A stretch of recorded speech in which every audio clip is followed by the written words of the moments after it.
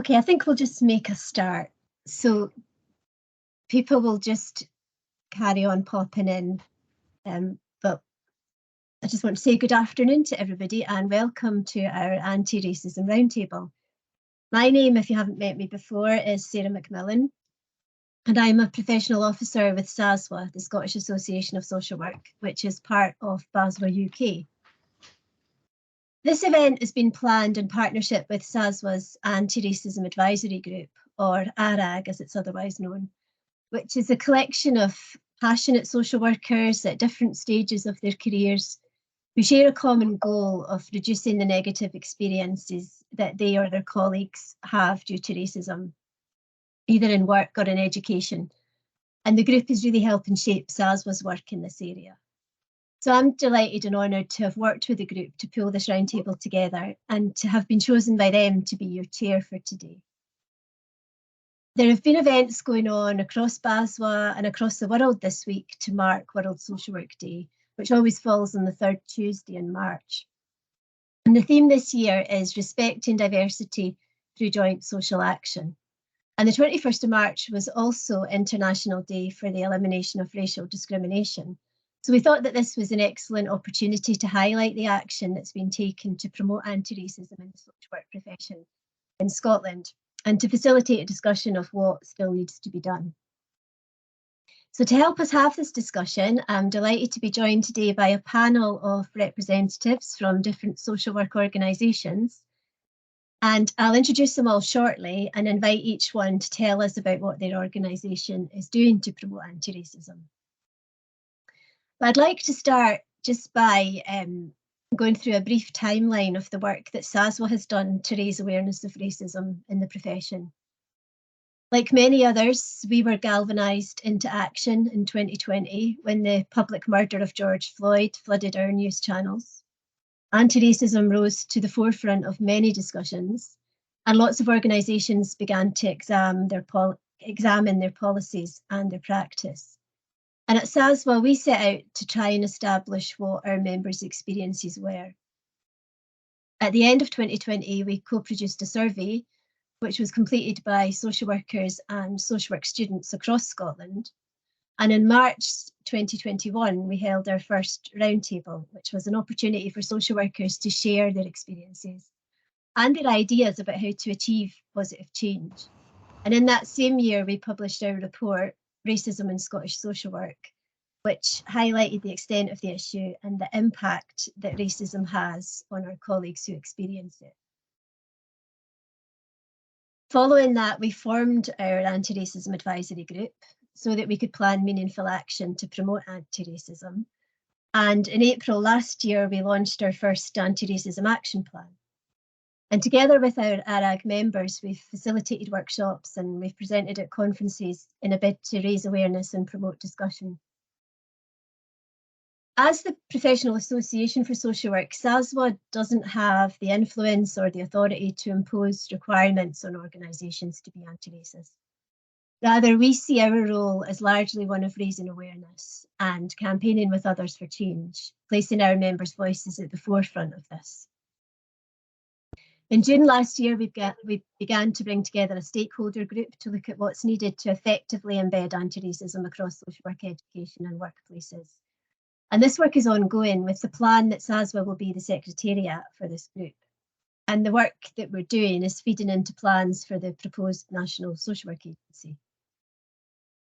And we committed in our action plan last year to hold a further roundtable, and this is it. Last time, in 2021, it was centred around gathering evidence. But this time we have the stakeholders here to talk about action. So as well as hearing from the panel today, I want to emphasise the crucial role that you, our audience, have in this event. This is an open roundtable, which means that after we hear from all the panel members, it's going to be your chance to tell us what you think needs to happen. It's your chance to help shape this vital work and to contribute your views about what will make a difference. So we're going to ask what you think about what you've heard, what changes you think are necessary to progress anti-racism, and are there any specific changes that you want to suggest to any of the contributors here today? Just a tiny bit of housekeeping before I go any further. We are recording the event, and we hope that we'll be able to share some of it with our members afterwards. However, we won't share the recording of the discussion involving the audience. What we will do with that part is use it as a record so that we can take what's been suggested to help shape our work going forward. And anything we use from that discussion will be anonymised, and the recording of that part will be deleted once we've turned it into a written record. Can I just ask that everybody keep their mics muted while the panel members are speaking, and also during the discussion, please only unmute if you're going to make a contribution, because this will help minimise interference. We've got the chat box function, which we encourage you all to use if you'd rather share views or questions that way. And my colleague Maria is going to monitor the chat box and feed in comments during the discussion. There's no one-size-fits-all term to encompass the people who experience racism. In the report that we launched, we opted for the term BAME, meaning Black, Asian and minoritised ethnic people. I want to acknowledge that racism goes further than the colour of one's skin, and it includes any group which is marginalised due to their ethnic identity. We know, for example, of the racism faced by people in the Jewish and the Gypsy, Roma and Traveller communities. So there are several umbrella terms, and none of them are satisfactory or provide an accurate reflection of the characteristics of the people who they try to categorise. And I also want to say that it's not always easy or comfortable to talk openly about racism. It can be easy to kind of shy away from it and think that it's not your problem or it doesn't affect you. Perhaps you've never experienced it. Perhaps you don't consider you've ever behaved in a racist way. So maybe discussions of this sort don't apply to you. But as social workers, it can be even more difficult to acknowledge that racism is a feature of our profession. Surely it goes against everything social work stands for. We are the profession, after all, which champions human rights and social justice. We stand for equality and empowerment, but we live in a society and we operate in systems where racism, discrimination and prejudice are deeply embedded. And we can't assume that we're going to be immune from that. On a regular basis, we hear in the news of organisations where racism is a concern. Just this week, for example, we've heard about Scottish cricket, and the Met Police have been in the news again. So critical reflection is also a core aspect of social work, and it's in that spirit, and in the spirit of allyship and respect for each other and a commitment to achieving equality for all, in which I hope you've come here today. So before we begin the discussion, the advisory group felt that it was important to highlight why it's essential to keep this conversation going. What is it about the experiences of some of our colleagues that has brought us here today? And how can we keep their voices at the core of what we're doing? What do we need to do or to hear to keep this real for everybody? So what we're going to show you now is a compilation of evidence which tells us that racism still exists. We'll start with a video that we made to accompany the launch of our report in 2021. And that captures some of the evidence that we gathered at that point that led us to say, yes, racism is something that needs to be addressed. And then you'll hear two powerful accounts made recently from practicing social workers in Scotland. One's a video and one's an audio. And I can't thank those colleagues enough for taking the time to make these for us, for really bravely speaking out and sharing their thoughts and personal experiences. A wee note on the sound quality: it might not be perfect as these recordings were not made professionally. And I don't think I've been in a Teams meeting yet where a recording's been shared and everybody's been able to hear it perfectly. So we've added subtitles, as we always do with recordings, and I hope that will help if there's any difficulty hearing what's being said. So I'm going to ask my colleague Sarah to play the recordings now, and they will run for about 10 minutes. Sarah.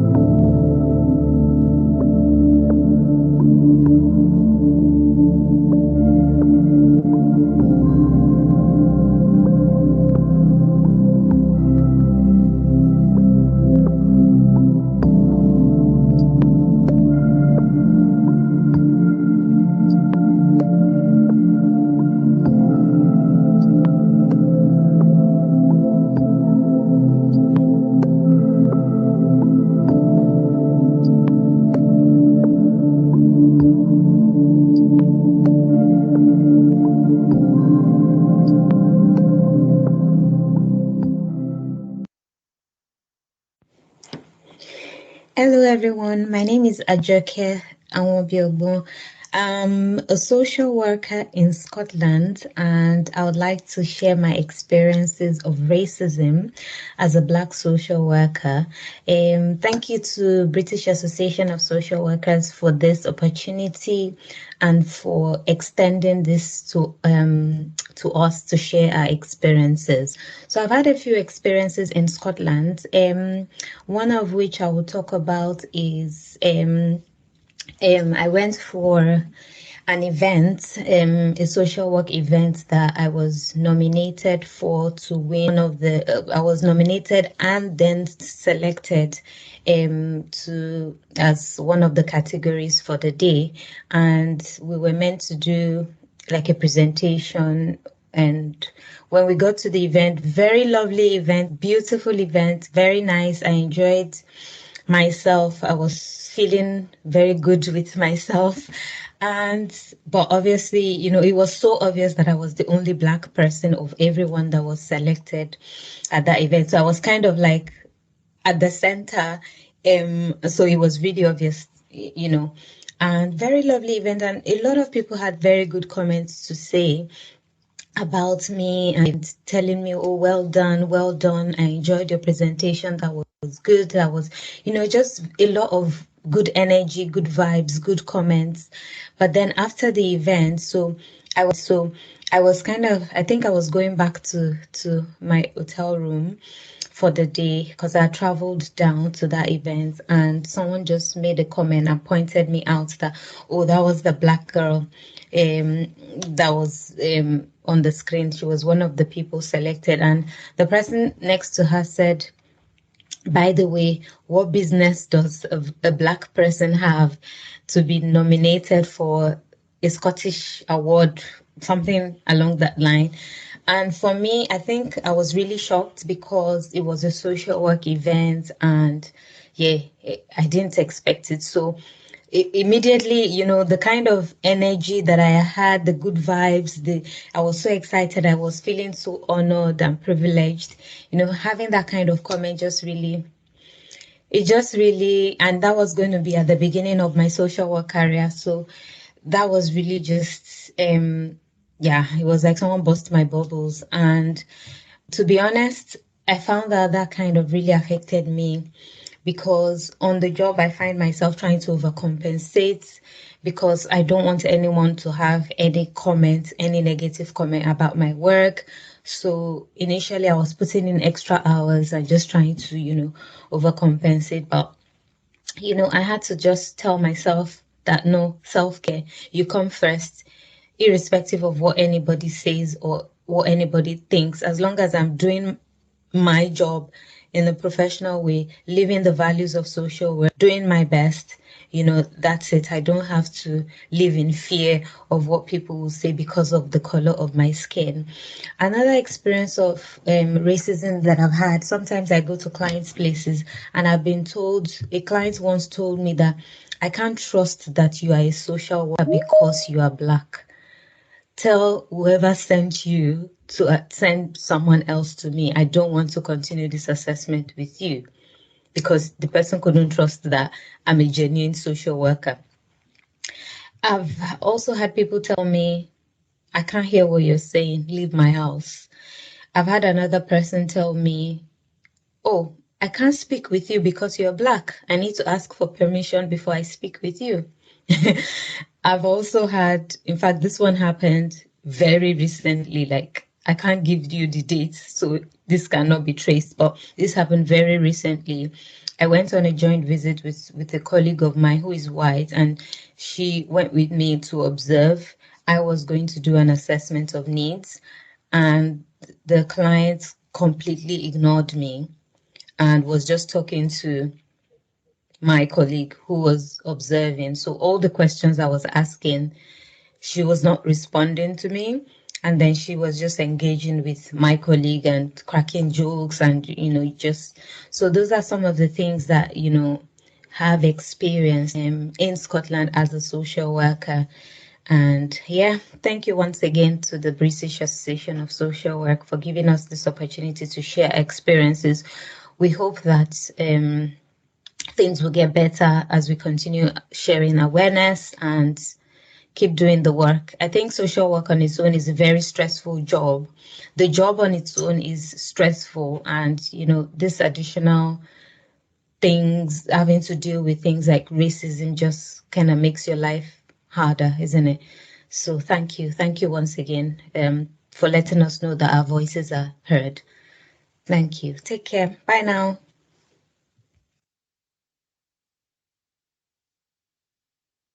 Experiences of racism, prejudice, and discrimination in the 2021 SASW report included a wide range of overt and more subtle forms of racism experienced by social workers in workplace and education settings.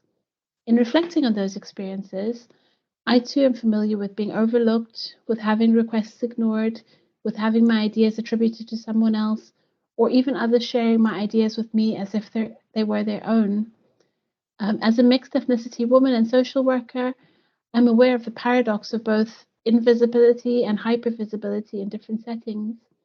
I recognize that carrying a colonial name along with my accent and my education grant me some privilege to a middle land, unfortunately resident of hierarchical racial classifications. In social work education settings, I've been the only BAME student. I have had other students look for advice on how to work with African students whose accents they couldn't understand or who they found too expressive. I've expressed interested challenge in how they would navigate difference in these contexts, operating from a hopeful relational perspective where reflection and learning can happen. While I was encouraged to see anti-racist components in the course, I also lost marks through non-disclosure of my ethnic identity when trying to maintain anonymity as required by the course. Course leaders have acknowledged that the system was an unfortunate dilemma and food for thought for future. It's not just enough to teach anti-racism, it has to suffuse all aspects of the system in which it's being taught. This conference is looking at racism in social work in Scotland, but social work is embedded in wider structures. In the schools I work in, populated by beautiful children from across the globe, I sometimes pause to look at the images of teachers pasted up on school walls. These are the adults I care for and implicitly and explicitly teach where power and authority lie in our culture. I can count on one hand the number of BAME teachers I have met, and while I've met many others who are actively anti-racist, the road to change is a long one. My feelings of vulnerability in writing this initially made me wonder what's meaningfully changed. However, sensitive and considered responses to drafts proofread by allies assures me of support. I consider the service users I work with who, when they raise issues of abuse, intolerance, or aggression in their communities, do not want to report these as hate crimes, and indeed sometimes don't even want to acknowledge there may be racist intent. Confidence in safe and supportive structures remains shaky, and support is patchy. BAME social workers need more support and more vocal allies to achieve the goal of a truly equal anti-racist social work profession in Scotland.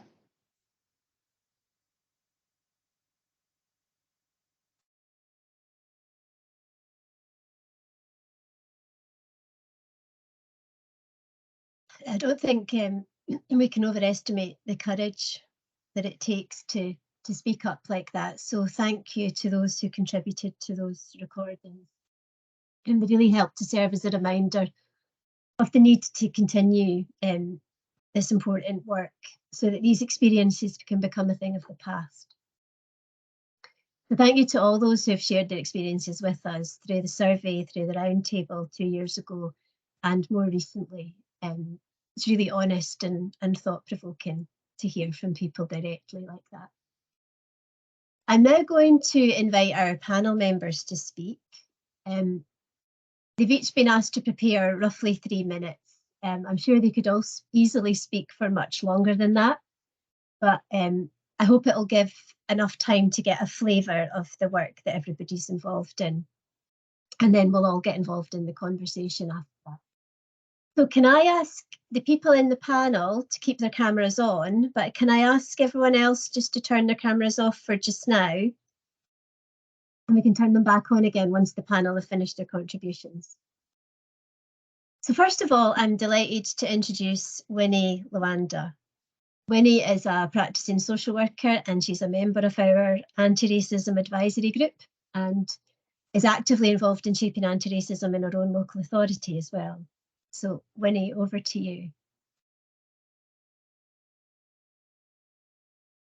Good afternoon, everyone, and thank you for that introduction, Sarah. I am a founding member of SASW's Anti-Racism Advisory Group.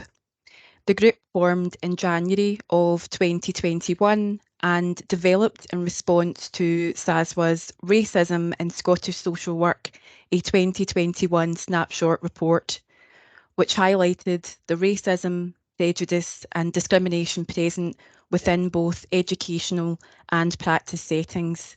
And again, we've heard from the contributors today about the effect of that in terms of their experiences. This report concluded that there was evidence to suggest that the SSE codes of practice, which we know are subject to review, were not yet a reality for all social workers and students in Scotland, and that systemic change is needed. I would add to that that if respect and support are not shown to all social workers and students, how can we possibly expect respect and support to be offered to each person who accesses services, regardless of any aspect of their identity? And this is why anti-racist practice is so important to our profession. I feel fortunate to be part of such an inspiring group of social work practitioners and academics with the collective aim of shaping SASW's anti-racism strategy and influencing all the key stakeholders represented today regarding how we can embed anti-racism within social work education and practice. And to the group, I bring my own bold approach. The SASW anti-racism strategy is comprehensive, but one of our priority areas is to pursue the development of an anti-racism training offer for local authority social work departments. Frustratingly, we have not yet achieved the buy-in of stakeholders, and this led me to develop my own anti-racist practice training for social work practitioners, which I have delivered within Ayrshire. Anti-racism is now on the agenda. It is being discussed and we are seeing the hopeful beginnings of change, especially across the 8 social work programmes in Scotland. However, I worry that local authorities are slower to respond to the call for change. To be honest, I fear that there is apathy. Discussions offer the hope of expressed intentions which need to be followed up with meaningful action. As a frontline social worker, I am connected to the reality of practice and the experiences of BAME social workers, students, academics, and those who access services. Unless their experiences are tangibly improved, we are missing the point entirely. So let us think about what we need to do, especially those on this panel with power and influence, to make the SSE codes of practice, which I hope are strengthened in terms of anti-racist practice, a reality for all social workers and students in Scotland through systemic change. I would suggest that change cannot be a choice and instead must be compelled, and would urge those with power and influence to act upon this. Otherwise, I fear we will continue to have the same discussions with the same expressed intentions without ever actually seeing or achieving any meaningful change. Thank you. Thank you very much, Winnie. I'm going to come on to Joanna MacDonald now. Joanna is the Deputy Chief Social Work Advisor to the Scottish Government, as I'm sure many of you know. So over to you, Joanna. Thank you very much, and thank you to everyone who's come along today. So, and thank you for inviting me to speak. These were incredibly powerful and moving testimonies that we've just heard about social workers' experiences with racism and the impact on their lives. And I'd like to pay tribute to those who shared those experiences with us, and to say that I feel ashamed that our social work profession is as racist and hurtful as we have just heard. So I'm here today to share with you what we in the Scottish Government are doing to progress anti-racism in Scottish social work, and how we will work in partnership to achieve that goal of having an actively anti-racist culture in social work. The Snapshot into Racism in Scottish Social Work report, published by SASW, found that racism does indeed exist in social work in Scotland, and we've just heard that, haven't we? And that is harmful to both individuals and the profession as a whole. So we need to address this individually and collectively as a profession. Firstly, we must listen to the voices of those who have spoken about their experiences and create safe spaces for others to come forward. And we must learn from the first time we hear those experiences. And we must act. The responsibility for addressing racism lies with us. Workplaces, teams and individuals, we all have a responsibility to promote a culture of inclusivity, diversity and respect. We in the Scottish Government are working hard to reduce experiences of racism and racist behaviour in Scottish social work. And we're developing an action plan in partnership with the Scottish Association of Social Workers, higher education institutes and others, anyone who needs to be involved. We need a plan to support the embedding of an actively anti-racist culture. Our plan mirrors the plan published in 2022 by the Scottish Association of Social Workers, ensuring that we are all working in partnership towards the same goals. We must end racism, prejudice and discrimination. I hope that the experiences we have just heard today and the experiences that we've seen and heard in our workplaces so far have challenged us, and that they will stay with us as we work together to become an actively anti-racist social work profession. We as a country have shown that we can change, and we can change at pace. We did this 3 years ago today. The country went into its first lockdown due to the COVID pandemic. We saw transformational changes in the way that we can work and can do things, and we must bring that same energy and shared commitment into ending racism in social work. Thank you. Thank you, Joanna. I'm going to introduce Tay McLennan next. Tay is the Head of Leadership and Talent Management in the Health Workforce at the Scottish Government. Over to you now, Tay. Thank you. So, hi, I'm delighted to be here today and thank you for inviting me. I would echo Joanna's thoughts on how powerful it was listening to the lived experiences, and disappointing to hear of the experiences, but sadly not surprised in social work. I am head of the Leadership and Talent Management team, which sits in the Health Workforce Directorate in the Scottish Government, and I've recently stepped down as co-chair for the Race Equality Network of Scottish Government after 2.5 years. And I'm now a race champion. I'd like to share what we're doing in partnership with social work, social care and health to promote and enable anti-racism, all of which very much aligns with the action plan and ambitions. So we've recently launched our flagship Leading to Change programme in October last year, and it's focused on systems leadership and leading with kindness, and offers a range of national leadership development and support for social work. And equalities runs through the core of all we do, and we have a priority work stream specifically for race equality. We work very much with a co-design user needs-led approach, and OSCWA are collaborating with the Leading to Change delivery team to ensure that there is social work participation in a range of opportunities available to help shape the Leading Change programme. Through our strategy board, through our equality subgroup, social care and social work subgroups, And we have Social Work Scotland and the Association of Social Work in Scotland are also involved in the scoping, the planning, design, delivery, and all the evaluation phases. So your voices are heard, and that's what we need.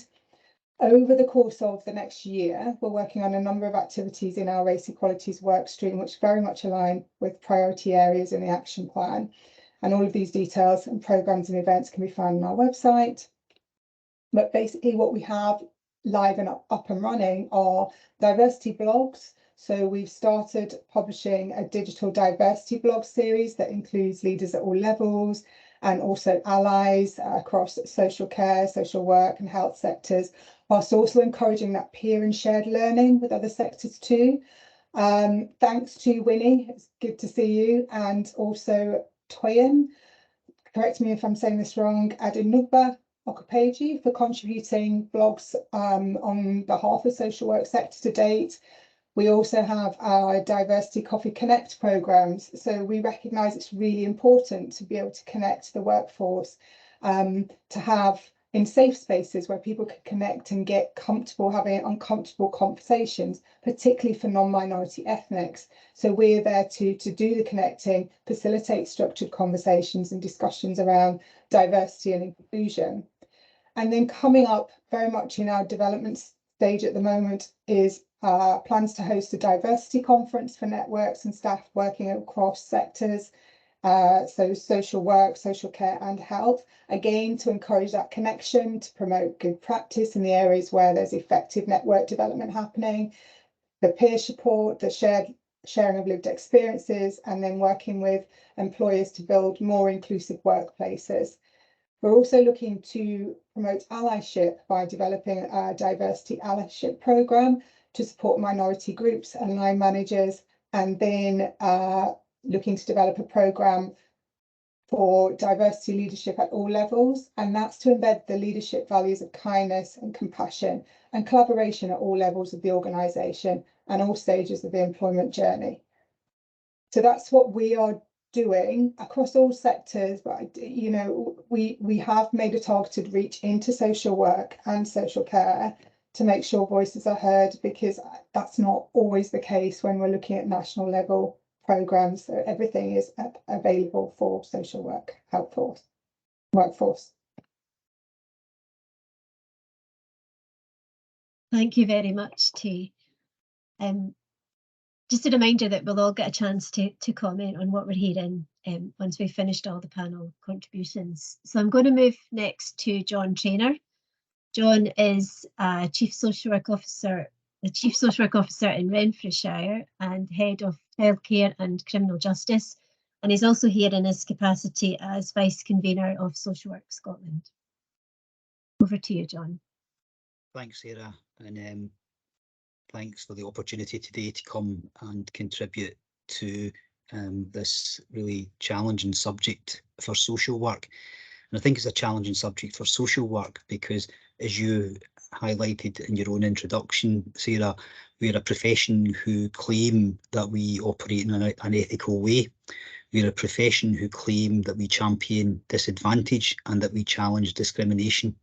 And yet the report that SASW produced in 2021 actually shows that as a profession, we continue to allow members of our profession to experience discrimination, not just from members of the public who use our services, but actually from the profession itself and from the training institutions. And that, I think, is quite shameful. When I was thinking about what I wanted to say today, I actually reflected back on the journey we've come in Scotland. And I qualified as a social worker in 1988, and I worked for Strathclyde Regional Council. And Strathclyde Regional Council in 1988 had high numbers of Black and ethnic minority social workers who had been recruited, proactively trained and engaged to show that we wanted to have a balanced workforce in Scotland. Because at that time, the majority of the workforce were white women. I have to say the majority of those in power and high position in social work organisations were white men. And that continues to worry me that we still have a disproportionate number of white men in control, and that includes myself. So we need to look as a profession at how we encourage members of the Black and minority ethnic communities to join social work, and then how we create opportunities for them to be supported in their development. I then went forward and thought, actually, as a society, we claim that we are much more tolerant than we were 35 years ago, and I don't think we are. I think we've gone backwards, and we've gone backwards in the social work profession. So I then started to think about, what do we need to do? And actually, one of the things I did was I went to my own local authority to look at what we do, and we make a range of value statements about equity and supporting diversity and promoting equality, and we attempt to live those values every day. So I then went to look at the training that my own professional social work team promote in terms of anti-discriminatory practice. And actually I realised that race had dropped off the agenda, and I was incredibly embarrassed about that. Couldn't find why that had occurred, but at some point in the last 15 years, the issue of race as an area of discrimination had dropped off of a training programme that we had developed over many years, and I was quite embarrassed and ashamed about that. So one of the things we've done locally in Renfrewshire is made sure that that issue of race and discrimination because of race is back on our standard training agenda. That agenda has been taken out to senior officers in the council, but also to all staff who will go through our diversity training.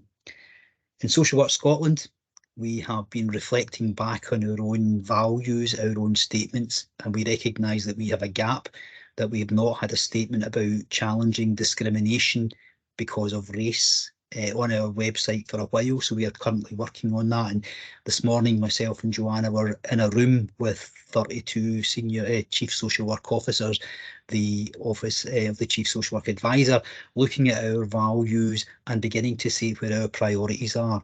And one of our priorities is to create a very clear statement on the Social Work Scotland website about challenging anti-discrimination, or championing anti-discrimination and challenging discrimination where it exists. And that includes looking in all of our organisations. And finally, social work operates in a complex world of interrelated systems.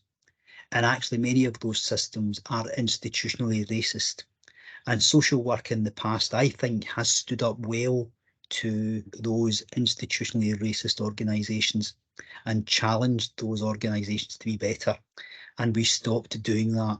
I'm not able to say why we stopped doing it, but from Social Work Scotland, the commitment is that the Chief Social Work Officer Group will reassert their responsibility to promote anti-discriminatory practice, to challenge discrimination.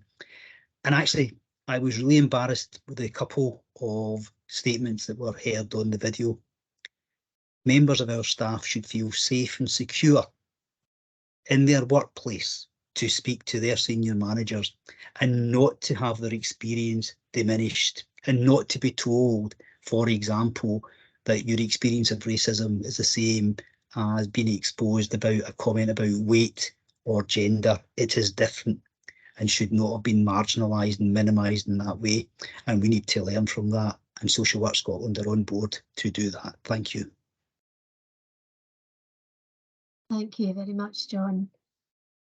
I'm going to move on now to Professor Trish Hafford-Litchfield, who's here from Strathclyde University, and also in her capacity as, I think, the lead of the Higher Education Institutes. Sorry? Coordinator. Coordinator of their That's the anti-racism difference, network. Yeah. Oh, thanks, Eb. Thank you very much. Yeah, so I'm here representing the network of social work education providers in higher education across Scotland, and we've got 9 programs actually, because we've got the Open University that has got a strong presence in Scotland. And in July 2021, in response to Black Lives Matter, like many people here, we established a network to explore and develop support within social work education. And to explore the issue of racism and anti-racism that students primarily students experiencing their education journey. We meet about 3 times a year, and we share resources. It's a source of pressure on each other, benchmarking what we're doing, you know, and also thinking about our pivotal role because social work education is delivered as a partnership, and so, you know, a lot of it is connecting with others and having that dialogue, because we can't do it on our own, and also we're a very important part of, you know, other strategies. And so whilst a lot of our experiences differ in the higher education and the different universities, we are very much aware of the racism that students can face, you know, within education.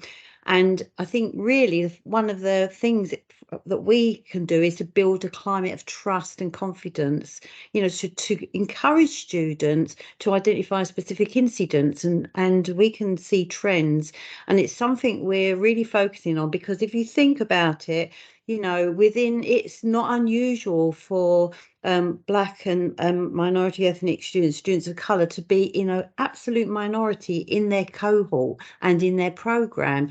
And, you know, when you talk to students, you'll find that, you know, they are absolutely afraid of raising their head above the parapet. I mean, it's enough to come into it's a lot, you know, to come into a programme, let alone assert yourself, you know, and they also experience it from their peers in the classroom, you know, unconscious bias, microaggressions in particular. So I think that we've got a range of areas to consider that we're working on. So number one is reviewing our staff recruitment, staff development, because we get constant feedback that, you know, our staff group are not representative, you know, they're very white. So I think really thinking about recruitment, you know, we always ask about racism when we're anti-racism when we're recruiting staff. You know, I know that certainly in the last 3 rounds of recruitment I've done, the presentation is, what are you going to do? You know, what can you do to promote anti-racism in your teaching, learning and research and knowledge exchange?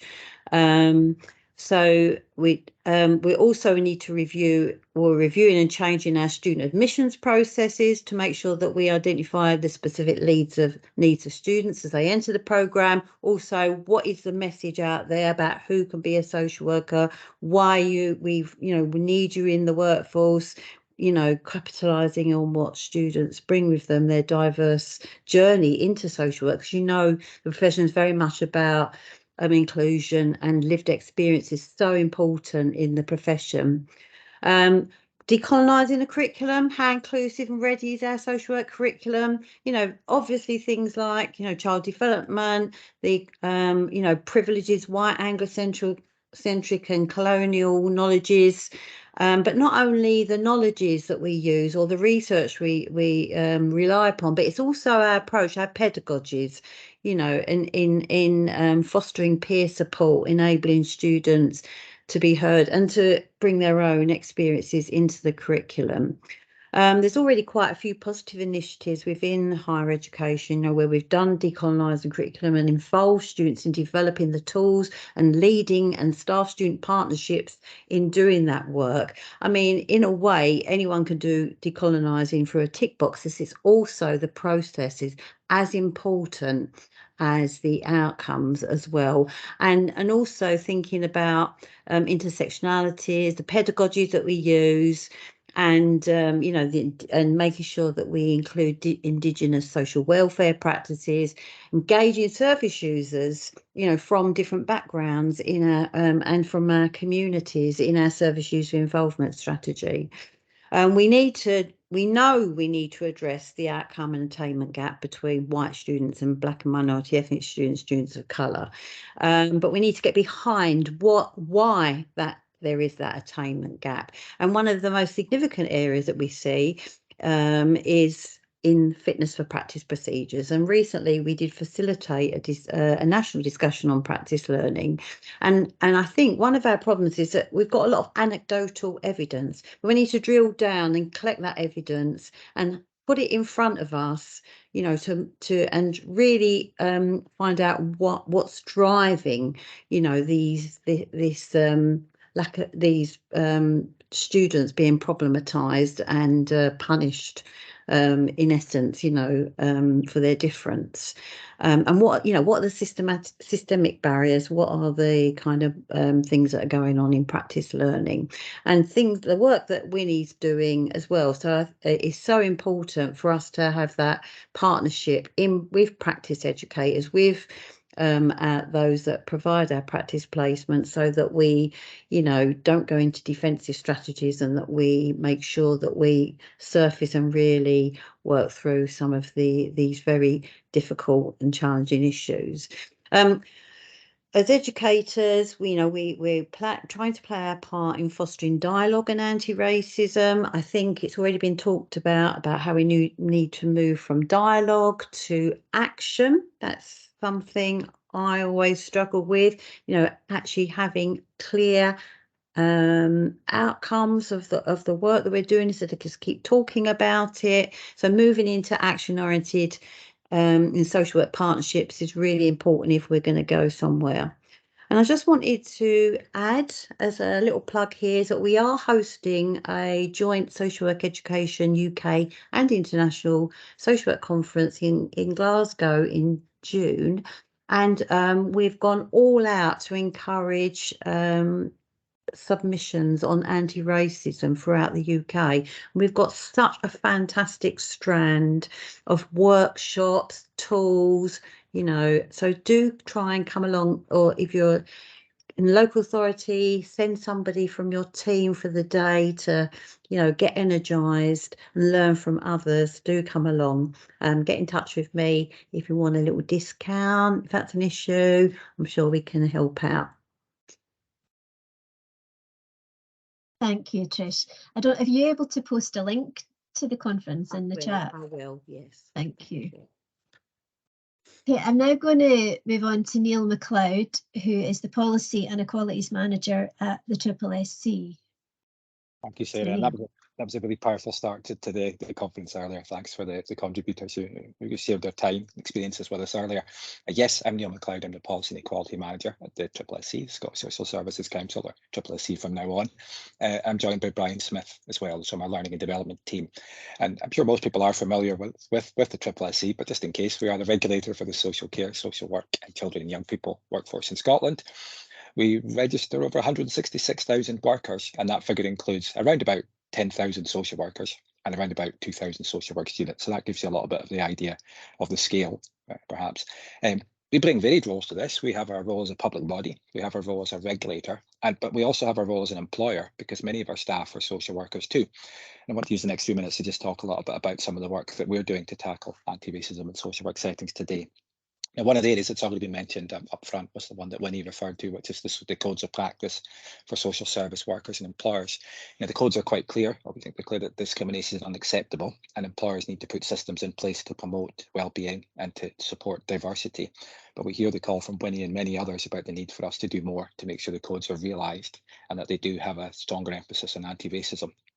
We're currently working at the moment to update the codes. We're about to start a consultation with the sector, where we want to make sure the language is updated to reflect anti-racism, equality, diversity, inclusion, and some of the wider work around social justice. And we would strongly encourage all of you to consider responding to the consultation when that starts shortly. We do a lot of work on quality assuring courses, which includes ensuring that the courses meet the standards in social work education. They were revised in 2019, and they highlight several areas, such as the need for social workers to be able to analyse and assess the impact of inequality, discrimination and social inclusion in a range of settings. Now, one of the areas that's been talked about a little bit earlier today, and certainly a priority for us, is around data. And a couple of people have mentioned that so far. Data is such an important thing for so many Scottish Government policies and strategies at the moment, such as the National Care Service, the Health and Social Care Data Strategy, and of course it features heavily in SASW's anti-racism plan too. We're doing a lot of work with many people in the sector at the moment to try and build up our understanding of quantitative data. We're encouraging registrants to update the equality, diversity and inclusion information if they haven't already done so, and we'll carry on doing that shortly. I think Trish mentioned the need for qualitative data as well, which is also a big one for us. It's great to see SASW's discussions or plans to do some work around understanding the experiences of minoritized students, some of the challenges they've faced, and that's something we would expect to work closely with and support SASW and others with too. We're also working with the Care Inspectorate and others to develop updated guidance on safer recruitment and to make sure that they reference mainstreaming equality. One of the other things we've done in recent times is also do a lot of work to try and support people who are going through the fitness to practice processes as well. So we've introduced a support line, signposting and guidance for people who are going through that challenging process too. I mentioned at the start that as well as being a public body and a regulator, the SSC is also an employer, of course. In 2022, we achieved the Investors of People Award, which recognised our commitment to learning and development. We recognise that we've got a lot to do around those areas as well. We've started to do some of these things, so we've introduced further training around equality, diversity and inclusion, and we intend to do a lot more of that in the near future. Obviously, staff in our regulation directorate in particular get a lot of training around equality, diversity and inclusion, and they do a lot of intensive work around learning from cases. The other thing we're looking at doing now as well is around how we can improve the diversity of our own workforce. So we're looking at how we can learn lessons from things like the Scottish Government's Minority Ethnic Recruitment Toolkit. And we're also looking at the Scottish Government's anti-racism strategy too. So we're trying to do a lot, like everybody else. We have a lot that we need to do, a lot to learn, a lot to work on. But I thought that might be helpful to set out some of the things that we're trying to do just now. That's great. Thank you very much, Neil. And last, but certainly not least, is Chantel Thomas, who is SASW UK's anti-racism lead. And I've had the pleasure of working with Chantel since 2021. Where she was really pivotal support when we launched SASW's anti-racism work. And I think you're going to reflect on how the work we're doing here in Scotland might link in with other stuff going on in the UK, Chantel. That's correct. That's correct. Thank you, Sarah. Thank you again for having me back. Yeah, we have worked very closely over the last, 2 years now. And I just want to firstly just kind of reflect on the videos we heard at the beginning, because I can't, I'm still sitting here and that's kind of all I'm hearing. It doesn't matter how many times you hear those stories. It doesn't matter how many, different versions of those accounts that you hear. They still touch me in a way that just gets me really angry, and it just brings out the activism, the activist in me. And I know I said I'm going to talk about the work we're doing in across SASW and what you've done as well. But I think for me, the answer is quite clear about what needs to happen. There needs to be a zero tolerance, to any kind of any form of racism or discrimination. For me, I just find it really difficult that we're still having these conversations. Even just 2 years on, Sarah, when we did the snapshot on the first report that was published, the work I'm doing across the UK, in speaking with local authorities, speaking with higher education institutions, delivering training, helping people with action plans, discussing my own experiences, listening to the experiences of students, academics, practitioners, managers, who are constantly telling me about experiences and situations that they're going through, not too dissimilar to what we heard at the beginning. And I find that we're still here again, hearing all the fantastic things, all the different plans and stuff that are happening, in the government and at people with positions of power, but yet we're still here. What's that about? Why is there not just a zero tolerance to, if something's reported, we shut it down there and then. Is there no consequence, for people who perpetrate, this issue? I think we need to name it as what it is. It's a systemic problem. And yes, people make up systems, but if we start to individualize the problems and make it as though it's just it's an issue here, or it's just affecting that person over there, or it's within small groups, it then takes away the responsibility to those that have the responsibility, to really eradicate the problem. I think there is this complacency or this fragility to name, what the problem is. The problem isn't black and white global majority to people. The problem is whiteness, and that concept that sees that, that we're all conditioned, black and white people are conditioned in this system that sees white as right and everything else that deviates from that as bad or deficient or or wrong. And I think because we're so, you know, the British way or the UK way is to, you know, to stiff up a lip and keep on and, you know, not discuss things like this. We continually feel like it feels like a you know, a hamster wheel. We're just going round and round and round in circles. I know colleagues, you know, who are, you know, a lot older than me, and when they hear me talking and hear the work that I'm doing, and they're like, Chantel, we were doing this in the 80s. You know, we marched, we protest, we burned banners, and, you know, but we're still here having this conversation. For me, it's really frustrating. It can be quite disheartening, but we have to have hope.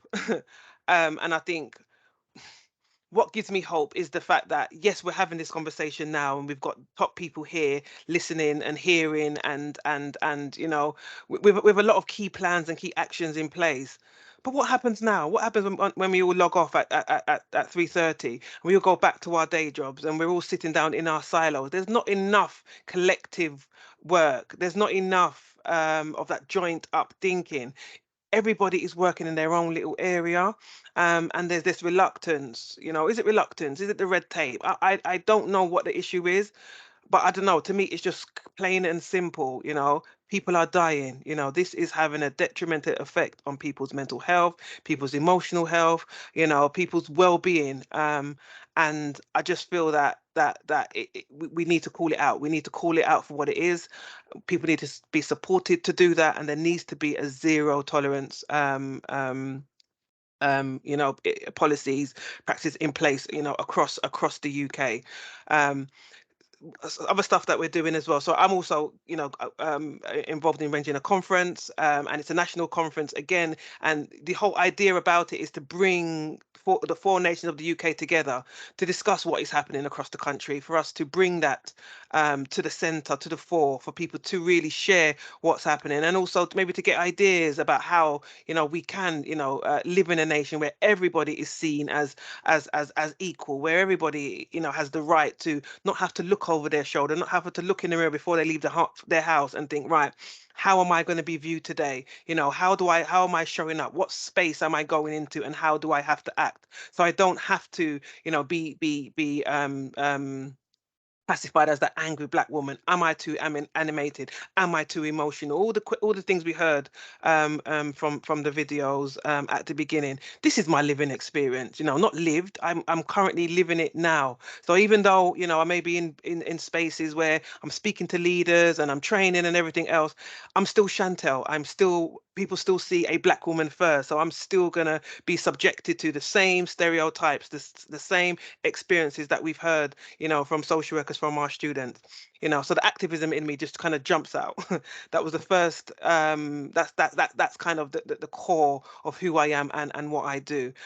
So I you know, my work in BASW is around supporting, and SASW is around, you know, helping, supporting, lending my expert eyes, my anti-racist lens, you know, my strengths-based perspective, my personal living professional experience around race and racism.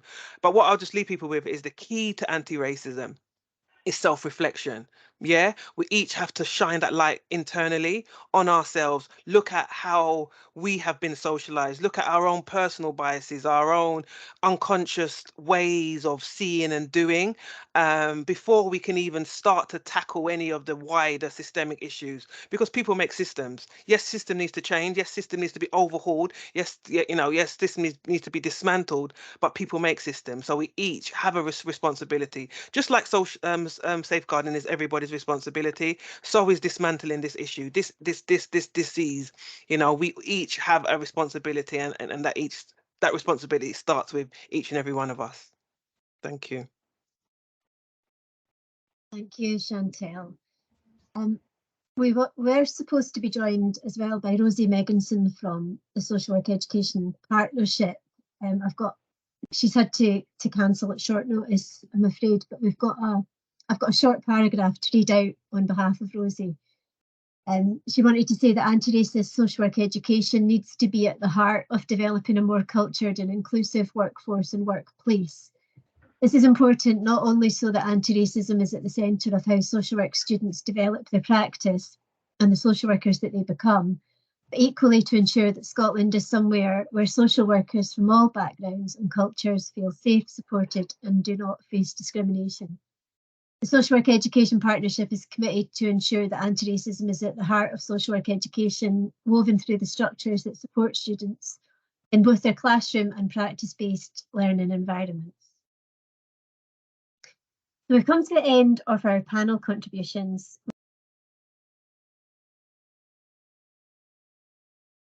Lots to think about from today's discussion. We will take the comments from today, as I said earlier, and look at what we do with these going forward. We will produce an output from today which reflects some of the comments that have been made.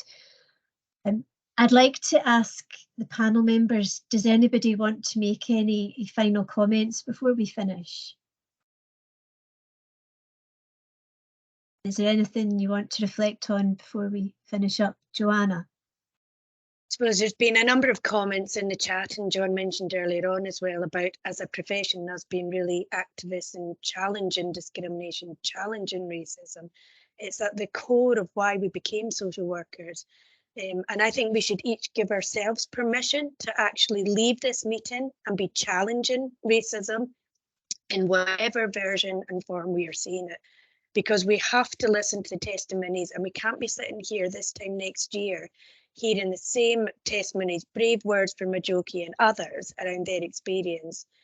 So I just really want to thank everyone who's contributed today, and hopefully you feel heard, although I can imagine if you're experiencing racism, you might feel that perhaps there isn't going to be change, but I think that's down to us individually and collectively to do that. So just to thank everyone, Sarah, thank you. Thank you. And Winnie? Just to say that obviously it's about, for me, it should be about compulsion and not choice. And again, for me, we're hearing lots of expressed intentions, but today's event is being recorded, and the SASW ARAG will hold everyone to account, and I look forward to seeing what happens from here. Okay, thank you, Winnie. And I think we're going to have to draw it to a close now.